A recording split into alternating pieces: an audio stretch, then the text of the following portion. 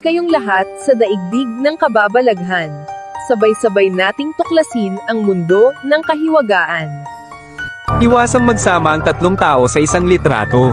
Mga kaibigan, may isang lumang paniniwala na nagmula sa Vietnam na di kaalaona na ay kumalat sa mga karatig bansa nito na nagsasabing malas raw magsama ang tatlong tao sa isang picture. Pinaniwalaan na mapapahamak daw kasi ang isa sa kanila o worst case scenario, mamamatay. Isa sa mga dahilan ay ang pinaghalo-halong paniniwala mula sa Confucian ideology, Buddhism at Feng Shui na nagsasabing may dalang kamalasan na raw ang number 3.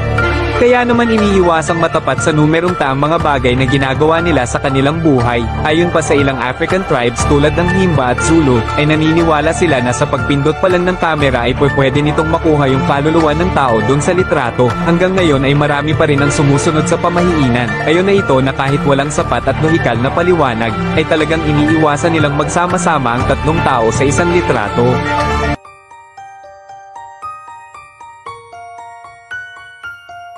Bakit nga ba natin sinasabi ang tabi-tabi po, mga kaibigan?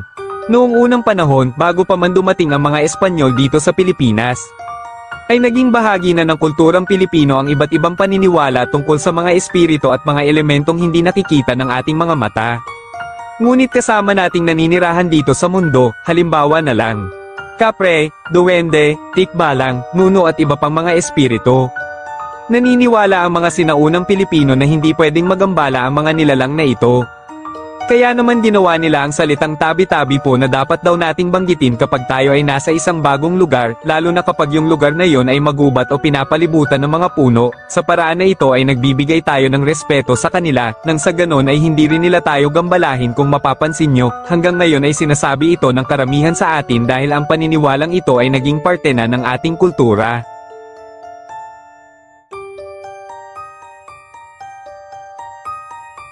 Bakit bawal magwalis pag gabi? Ang paniniwala na bawal magwalis sa gabi ay bahagi ng mga pamahiing Pilipino.